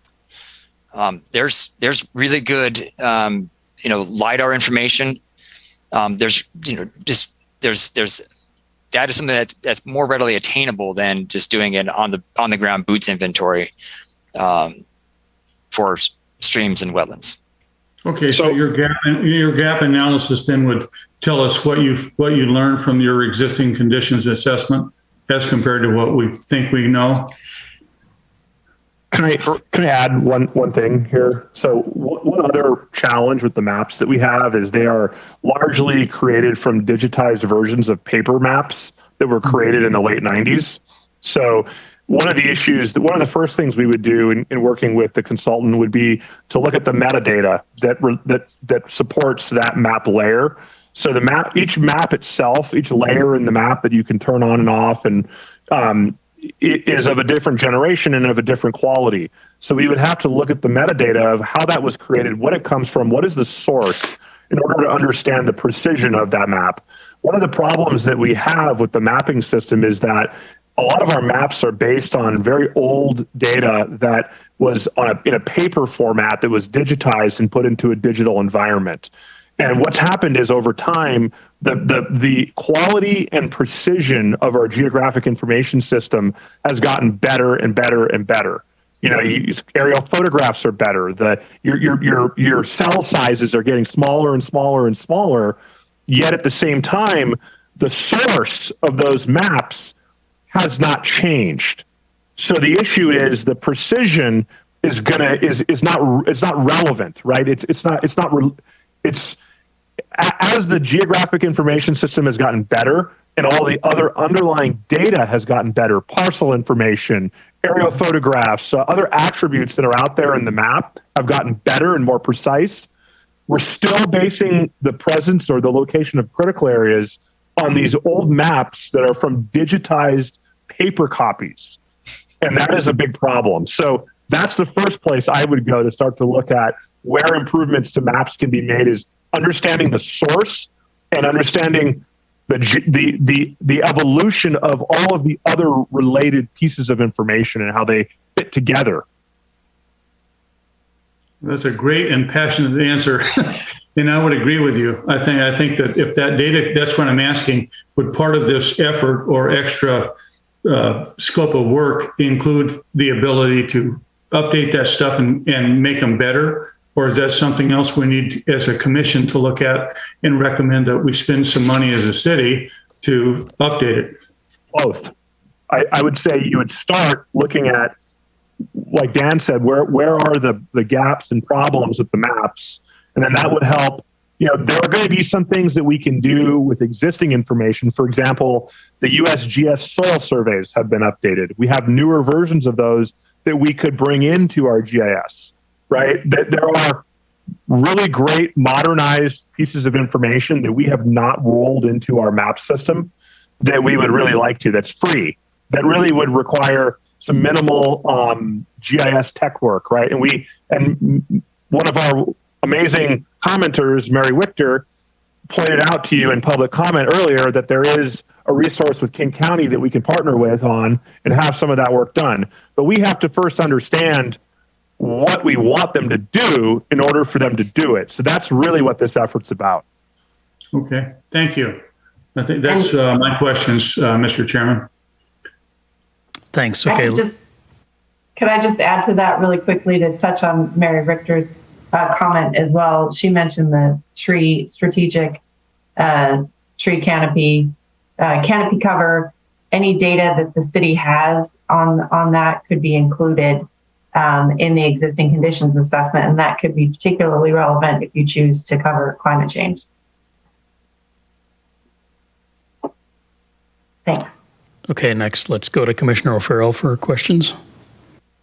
Yeah, I just have one or two, and relative to the last few questions, mine are fairly elementary. So if I was a resident and I wanted to look up the city's CAO, would I find it then in the environment element and the conservation element of the comp plan, and then in SDC 21.03020? Is that where I would find that information? So the first part, yes, in the comprehensive plan. The second part, I think so. I have to pull it up and look. But it is in the SDC, and it is rolled in under the environmental components. It is one of the drop-down menus for critical areas, if that's what you're looking at. Yeah. So there isn't a document that says critical area ordinance. It's kind of within various documents from the city. Okay. It's integrated into the city's policies and documents. It's different than the Shoreline Master Program, yeah, okay, which is one standalone document that has been after the fact inserted into the city's code. Okay, perfect. That's kind of how I wanted to figure that out and put that picture in my mind's eye. The second thing I just wanted to talk about was we had mentioned when we were identifying areas of special interest, and we talked about climate change, which is just an enormous topic on itself. We could be here for decades coming up with ideas about what climate change might mean. One thing when I was thinking of, and I think you guys were asking for suggestions tonight about what might be these areas of special interest. When I think of that, and I think of it in relation to the city, and I think of it in relation to critical areas, maybe we could consider looking at our carbon footprint as a city and the effect that it has on those 5 types of critical areas that have been set out by the county and the state. Now that might be, I know another thing that you prefaced our conversation tonight about was budget and keeping things in budget, and the city are looking at maybe even cutting our budget. So I understand that might be an enormous undertaking, but I think that's probably something that's eventually going to come down from the state and not the county, looking at our carbon footprint. So that might be just something to consider. Other thing I was thinking about when I was looking at the proposal, and we were talking about outreach to the community, I wonder if we would consider, I think part of making any of these things successful is getting the word out to the public that we are garnering all this information, that we want public input. I think it's harder and harder to grab the attention of the public. But if we would think of things like obviously the farmers market, and we would think about the city newsletter is a good way to get information out to the public. It's a hard copy that gets mailed out, I think, once a month or once every 2 months to the community. We don't have a local newspaper, so the city newsletter, I think, is a very important way of getting information out. And there's one other thing, and I'm not sure if we ever access it too much, is the HOA register that we have at the city. It's probably another way to get in touch with neighbourhoods. Sometimes I know the information with HOAs can be out of date, and it's hard to keep that information current. But it might be a way of identifying neighbourhoods, especially those that may be very near critical areas in the city, and talking to them about it and getting their input. I think that might be important. And the other group that I thought might be important for us to reach out to is our native plant stewards and our wildlife habitat stewards here at the city. They always have an awful lot to say and know a lot about our native plantings and our critical areas, and they would be, I think, an interesting group to make sure that you touch on and get their opinion on. And I think that was everything. So it was just a whole bunch of comments I had. So thank you for listening.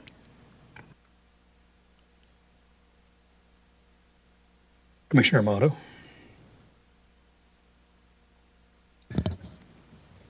I just want some clarification on the climate change portion that you mentioned, with parentheses saying it may be required soon, and some commentary on that. All the legislation in the legislature this last session died and didn't go forward.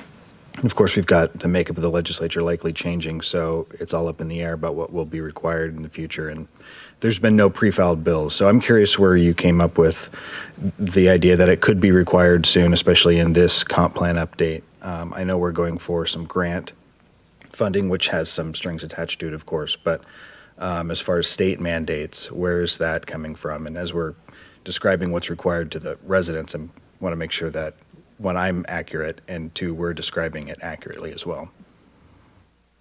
Yeah, you're absolutely right. I mean, so House Bill 1099 died this past legislative session, so that did not move forward. From what I've heard in the planning circles, is that there is a push to try to push that through in some other form through this next legislative session. I don't think it's been proposed, like you pointed out, but I think that is on the table. And these things take time to move through, and they change and they evolve. But I think it's important for us to recognize that it is some form of that may likely come through in the future. And I think whether that is in this next session or the session thereafter, we just probably should be aware that is potential to come out. And I think that there's also, there's quite a bit of state funding that is happening. The funding of comprehensive plans, for instance, that has been happening at the local level, which is great. I'm sure there's discussions of funding these aspects too for the climate change factor analysis. And my other, what I'd like clarification on is how we can convey to the public the competing priorities that we might have, especially given the budget limitations that will be here, and how we can, compare, okay, if we do, this priority, it's going to take this much of our available budget versus this priority, and how we go about doing that. And like has been alluded to, climate change is such a big topic, and I think you mentioned best available science at this moment is kind of really moving around. So how do we address that in a limited budget situation? I know I think it's $20,000 available from Commerce for that portion of the update, or is it? I was looking at AWC is why I mentioned that. You asking about the grant that we recently applied? The grant specifically for the climate change portion. Yeah, so the grant we just applied for is for $80,000, and that mostly relates to what is a requirement and what did make it through session in E2 SHB 1241, which amends RCW 3670A 139. It adds a new 9 to that section, and the new 9 obligates the cities to, upon adoption of their revised comprehensive plans in 2024, every 5 years to report out on greenhouse gas emissions and vehicle miles traveled and how they are achieving reductions in greenhouse gas emissions and reductions in vehicle miles traveled. And if they're not able to report out in a reduction, then they are obligated to then put forth a actionable plan to show how they will bring about a reduction. So I think that one, although 1099 didn't pass, 1241 did, and 1241 does have an impact on the city going forward. I'm not sure of the crossover into the city's critical areas rule set. However, one area we could focus on with the critical areas rule set is with regard to water quality and water quantity. Given that wetlands and streams are extremely vulnerable or sensitive to or susceptible to impacts from a flashy storm system and changes in rain cycles and in changes in weather patterns. One thing we want to make sure to do is to focus on how to better protect our watershed synchronization and watershed processes in the city. And that might be an area of crossover and focus, because we want to be planning for resiliency of those natural systems to be able to withstand the changes in intensity and duration of storms.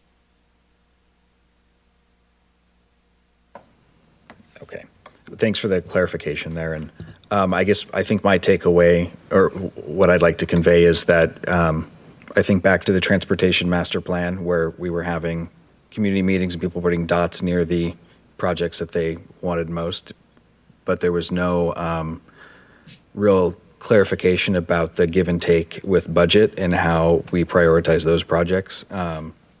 As we're doing community outreach here, properly explaining to the public that if you go with this one, that's the biggest part of the pie, which leaves only a certain amount left for other things. So how do you prioritize, how do you take what you want versus what you have available and really prioritize it? Because I think that changes the way people look at all the things that we might be able to do with this update. So that's my only concern at this point, is that we properly convey that to the public.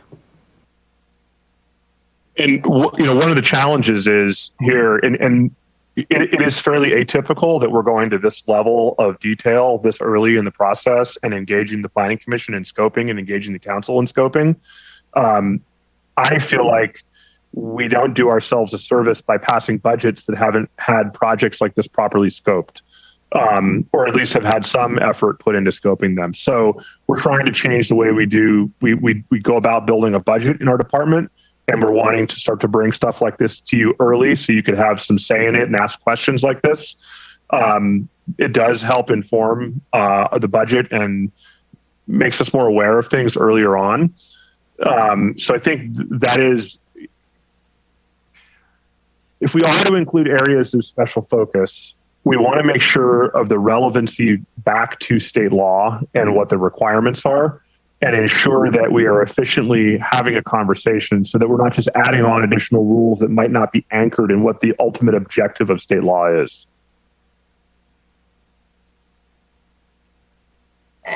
And David, we can follow up after the meeting on this more if we need to refine. But with climate change, this is just a ballpark estimated scope and fee. You could go into much more detail.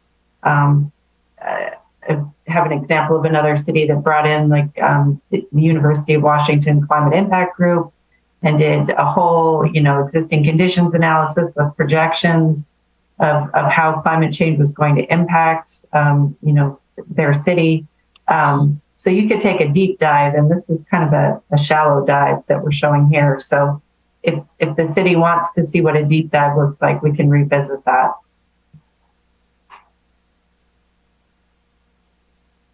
All right, Commissioner Bosworth. Thank you. So I wanted to get an idea, as far as the special topics go, what's the timeline for that, and how does that get narrowed down, and what kind of time do we or others have to think about that? Yeah, great question. So we're going to be carrying this forward to the council for their review first on July 12th. We have that evening set up to have the same conversation with them, and we'll be providing them the comments received from the Planning Commission. They'll have a link in their agenda bill to watch this meeting and the conversation that the Commission's having. Then after that, we'll ask them what their feedback is. Then we're going to prepare the budget ask for this topic, and then it will go in front of the council as part of the overall budget process.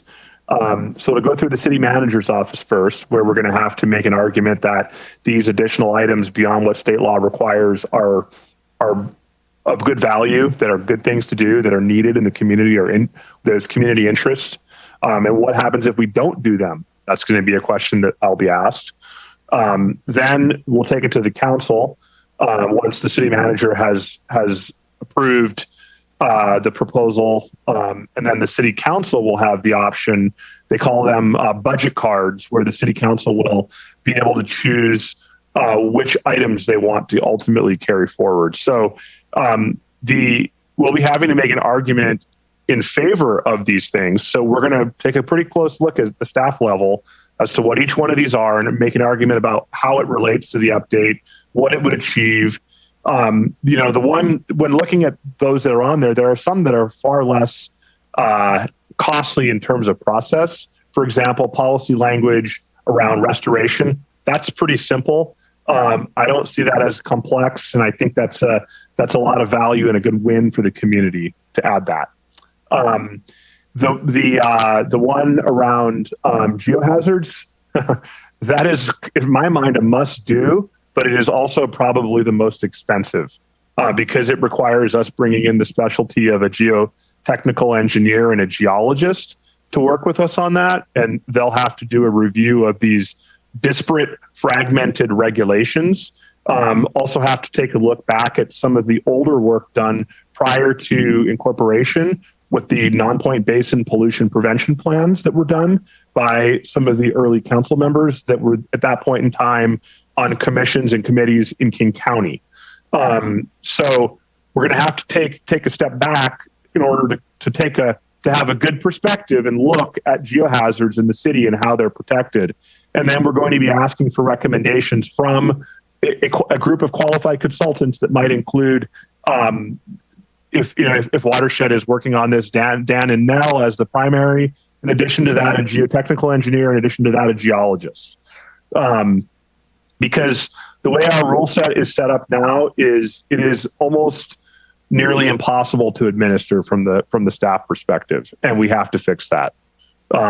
So that includes erosion hazard areas, landslide hazard areas, steep slope hazard areas, erosion hazard near sensitive water bodies, erosion hazard near sensitive water bodies, no disturbance area, erosion hazard near sensitive water bodies, drains to no disturbance area.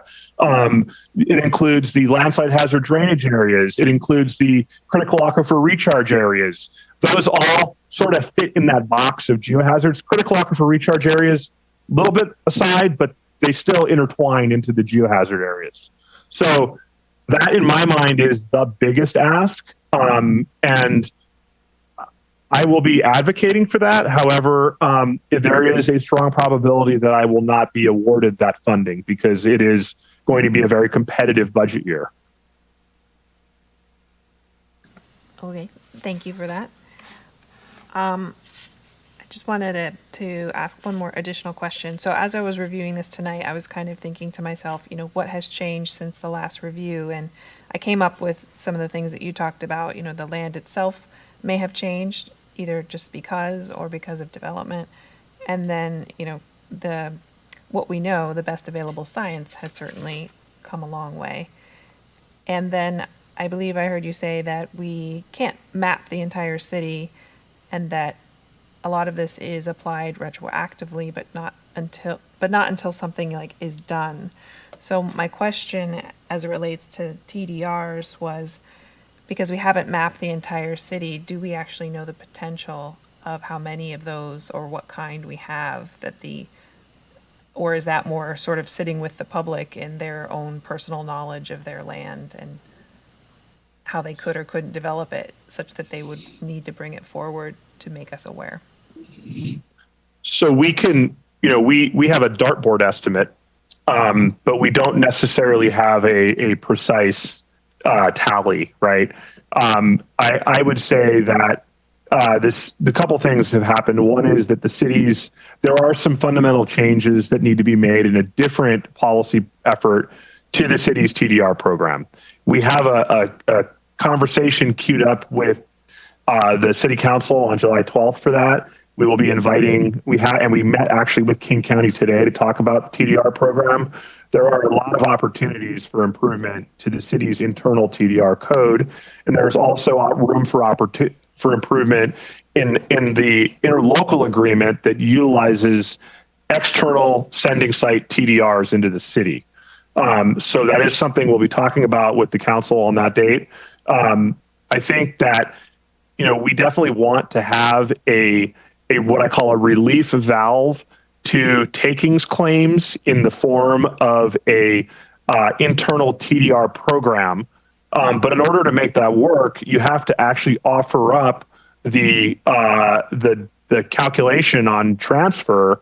So, for example, if you're in a R1 sending site that is in a geologic hazard area, no disturbance area, and you're going to send that to the TCA town center zone, should that be 10 units of transfer of density? So 1 unit in the R1 would be 10 units in the town center.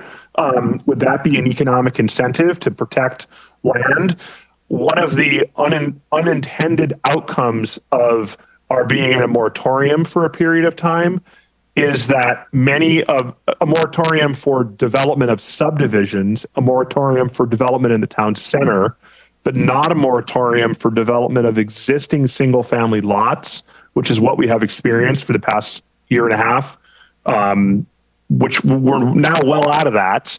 But the unintended consequence to that was that many of the parcels in the city and lots in the city that should not have been built on, because of their physical condition, whether they're in a slope, a wetland, a stream, whatnot, the pressure to build on those went up significantly.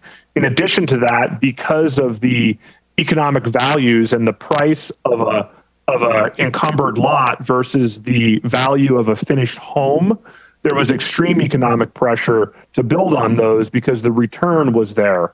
Now that the housing market is softening, we don't really see that pressure as continuing like it was. The issue there is that somebody could buy an encumbered lot for $100,000, pay a consultant $100,000 to help them through the reasonable use permit process, build a new single family home on it for $400,000, and then sell it for $1.5 million. And that is something that we were seeing happening in many locations in the city. We have many reasonable use exceptions that were under permit process in the past few years, which is a big uptick over what we had historically seen. And part of that is due to the fact that there were simply no sites to build on in the city and no subdivisions being processed.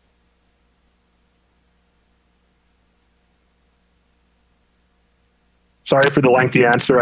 There's a lot to unpack in my head. So there's a lot going on in the city.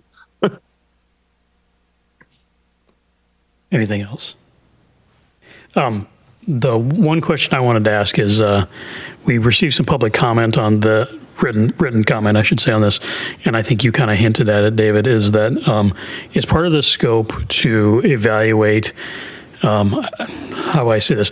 We are, like many cities, I think, in many communities, that we are pretty good at developing good rules and framework for what should happen and what the expectations are for what should happen. And then sometimes I think we don't necessarily have the resources in place to check up on things on the ground and make sure that the enforcement side or the inspection side is gets the attention that it should. Is that part of this scope at all? In other words, so we're going to review and potentially update our critical area ordinance requirements, and then are we going to also enhance our oversight of that to make sure that all of this work results in some kind of outcome?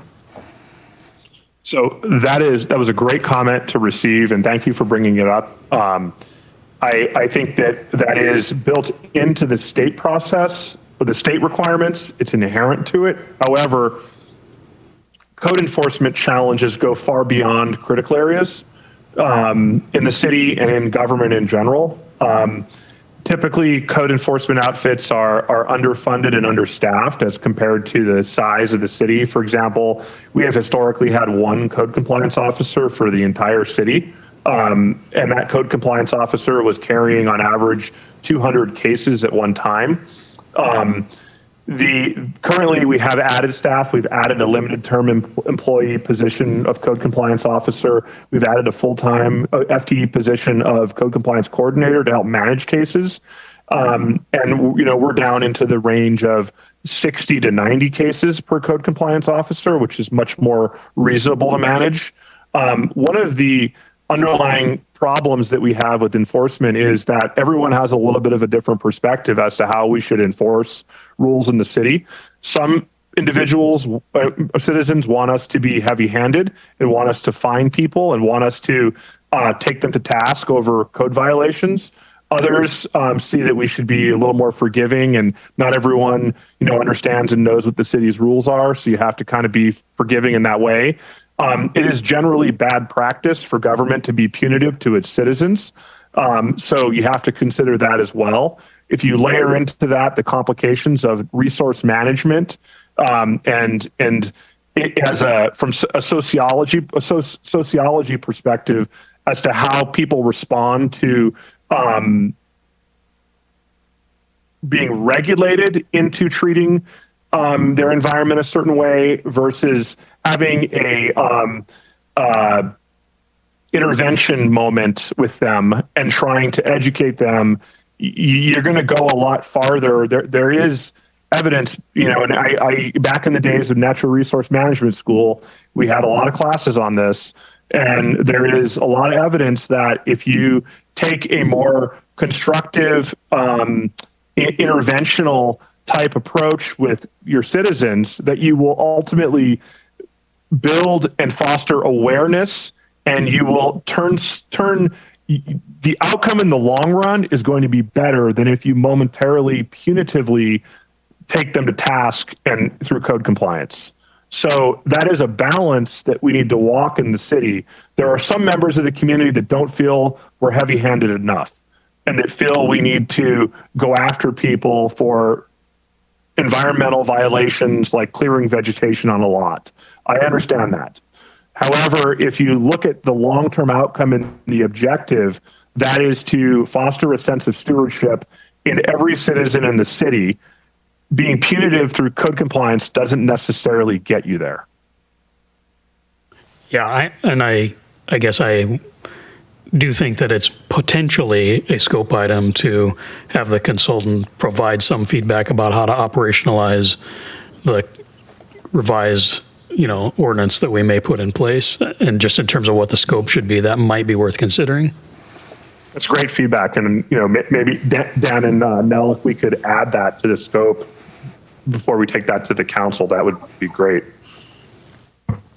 Yeah, certainly. And on the other side of code compliance, I'm thinking of sort of the existing carrot and stick sort of regulations in the code where you've got a financial assurance when you get an approved mitigation plan as part of your permit process, and then you get that bond back once you demonstrate that you successfully completed the project.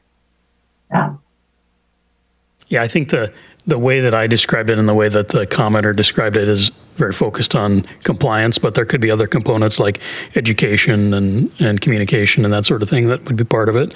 And perhaps somebody that's, providing feedback on this scope might have some ideas about that based on experience elsewhere. One of the areas that we have a lot of opportunity for is through the permitting component. And that is where we've been working on changing language in our code in subtle ways to allow us to take a performance bond in that would be equal to the value of restoration times 10 or something along those lines. And what it does is it provides a financial incentive for people to actually follow the rule or the plan that was approved for construction. That's one of the biggest challenges we have is builders not following the plan that was approved. And there are ways we can, like Nell said, have a carrot that we can help keep them in line with their limits of construction. So I think that's one we definitely want to take on. Okay. Yeah, and then bonding is often undervalued. I know we've been helping update bond quantity worksheet for City of Kirkland, for example. So that's a key element as well. But this is a great item. I've got it noted. Would someone mind moving to extend the meeting? I move to extend till 8:45. Second. It's moved and seconded to extend 8:45. All in favor, say aye. Aye. Aye. Opposed, no. Thank you. All right, other questions? Not seeing anybody here at the dais. Jerry, anything else? Nope. Okay, I think that's it. Thank you, Dan. Thank you, Nell. David, thanks. Interesting stuff. Yeah, I always love it when the Planning Commission extends because that means that you're engaged and interested in the topic, and we're having a good conversation. So it's a good sign usually. There's pluses and minuses. I agree. Okay, thank you, everyone. Let's move on to agenda-related public comment. Great. It looks like we have one commenter with their hand up. I will go ahead and promote them.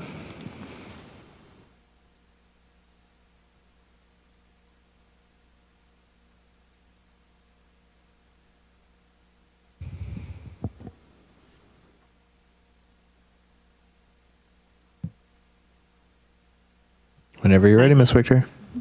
Mary Wichter, 408 208th Avenue Northeast in Sammamish. I just wanted to bring up a couple things, great discussions.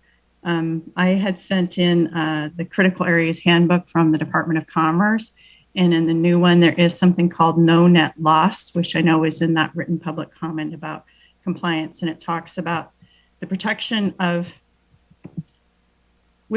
critical areas. It is important to understand that protection does not mean critical areas will not be impacted. Rather, impacts to high quality critical areas should be prohibited except in limited circumstances. Impacts to other critical areas must be avoided and minimized under mitigation sequencing. When impacts cannot be avoided, new development must replace the loss function and values through compensatory mitigation. And I learned that a long time ago. The first thing you do is you avoid an impact. The second thing you do is you minimize it. The third thing you do is you mitigate on site. And if you can't, then you can do an off-site mitigation. And that goes whether you're on the shoreline, working on the East Lake Sammamish Trail, or in critical areas. So in addition to best available science, no net loss is also very important. I wanted to read another, so that's on page 22 of 422 of the Critical Areas Handbook from Department of Commerce. And then on page 22, it talks about the Growth Management Hearings Board decisions. The Western Washington Growth Management Hearing Board views the GMA as effectively establishing two categories of critical areas. Those with functions and values that are protected for beneficial services they provide, such as wetlands or fish and wildlife or aquifer recharge areas, and those for which protection is needed due to the threat that these areas pose to persons and property, and they include frequently flooded areas and geologically hazardous areas. So it is important. The Growth Management Hearings Board says you have to do it. So while geohazards might take a little bit of money and time, I've been waiting for this for about a long time. And I keep getting told, oh, we'll have budget. Oh, we'll do it then. It is time to do the geohazards. And David, I think everything David Pyle said, I'm dittoing, but specifically, like a landslide hazard area is more risky than erosion hazard, but it has actually weaker regulations. But you're not supposed to be able to build in steep slope areas or landslide, but you can through RUEs because we don't have a transfer of development rights program. So there's a lot going on. And we've also got really historic areas like Inglewood and Tamarack that were platted in 1889 as a one-page plat before Washington was a state.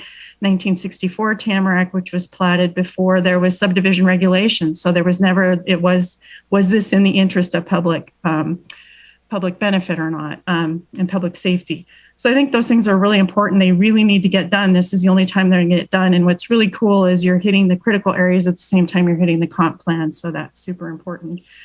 So remember, best available science plus no net loss. And internal TDRs are super important. They were so important that Mary Johnson, who wrote in the letter that you mentioned and me, we wrote a joint docket, which was accepted and approved in 2020. And I filled out the whole 20-page SEPA application for it. And I did it for in-city TDRs, transfer development rights, or out of. There are 22 that have been purchased outside. There could be up to 75. You only need 20 to be able to do the town center thing. It's all set up, but it's not a functional program because it's all getting held. So the interlocal agreement is really important. And exactly what David said, when you guys put moratoriums everywhere else in the city, people are building on the tiny little lots that honestly should not be being built on, and they're hazardous and they're taking away things and they remove too many trees and they never vegetate. And it's really causing problems. So if you don't spend the money doing this now, you're paying for it in the environment and the risk to people who live downhill and for the wildlife corridor. And we're losing a lot of trees. We're just losing trees because they can't stand anymore because they've got too much stormwater going to them. They've been ripped apart. So it really is important to do this. And one thing that is missing that I would really like to say is the development regulations phase 2 used a process with a lot of meetings, and they used a CAG group, a citizen advisory group. I don't know if that could be formed for critical areas, but there certainly are at least a few citizens who live in these areas or have dealt for a long time that we really should be able to be a stakeholder or meet with city staff or meet with a consultant other than the general 1-2 public meetings, because you just can't cover it in that when there's a half-hour presentation, 15 minutes for questions, and then 5 minutes. So it worked really well. Development regulations phase 2 is one of the best run processes that I've seen in the city. And I've been watching stuff for over 7 years. So I think that needs to be done. Another area that really needs to get added, I got in code that if you're in a landslide hazard area, you can't just put your water into the ground anymore for stormwater control because it's not allowed. It's technically infeasible. But what we are doing is existing houses that do not have sewer in the area, they buy water from the water district. They put the water in the ground and it causes exactly the same problems. So it happens this year that the Sammamish Plateau Water and Sewer District, who we have about 3,500 septics in the city. We're at 17%. Everybody else is at 3 and 5%. They are actually doing their wastewater comprehensive plan right now. The last time it was 2003, 2013. We really need to get the old septics that you shouldn't be able to build if you don't have them. We should not be putting a whole bunch of new septics in. If you've got a pipe next to you and you haven't attached to it and there's downstream problems, you should be attaching, and we need to get that going. I believe that might be part of the development regs phase 3 coming up. But we do have a problem with the septics and sewer, and it's not helping the environment. You get a lot of nitrates, it flushes out into the streams. I actually have records and things for that. The city actually handles streams and wetlands pretty well. I don't think that you need to spend a lot more time on that. You do need to do habitat areas or wildlife corridors, and it needs to go all the way from the soils and compaction for the things that live underground all the way to the top of the trees where the osprey make their nests. Because if you don't do this, you're losing it. You're losing it already developing in these really critical areas, and we need those to be preserved. So it's yes to all the additional things.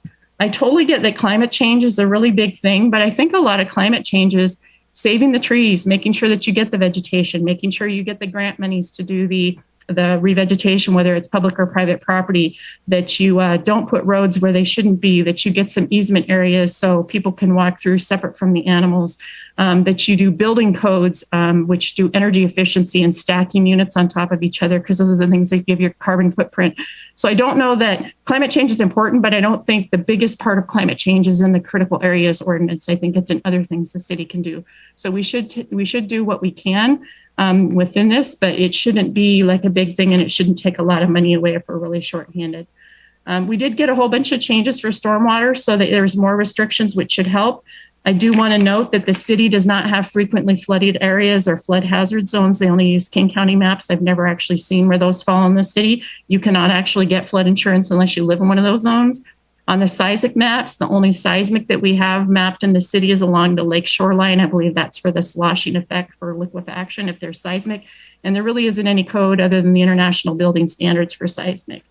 And I'm running at my 7 minutes here, and you're being nice at letting me go over. So I will stop there, and maybe I'll have to email in, but dealing with like native plant stewards, wildlife habitat people, and stormwater stewards is super important, as well as having like a citizen advisory group, or at least meeting with certain interested stakeholders.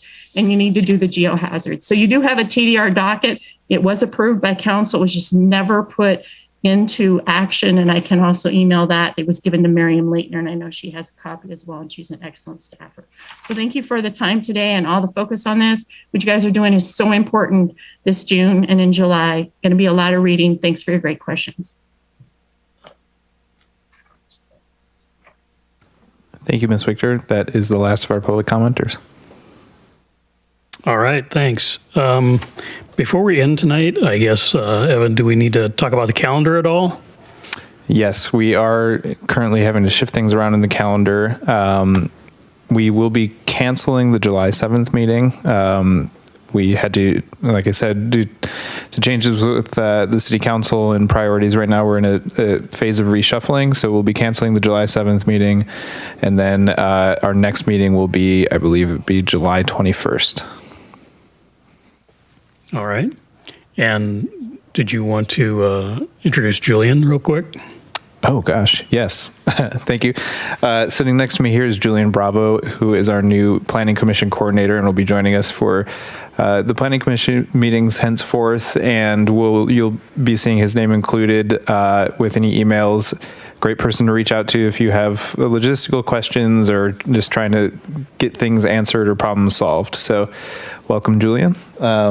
And thanks for the reminder, Mark. Welcome, Julian. All right. I believe that's it for this evening. If someone would like to move to adjourn. I move to adjourn. Second. It's been moved and second that we adjourn the meeting. All those in favor say aye. Aye. Opposed, no. Thank you, everyone. Have a nice evening.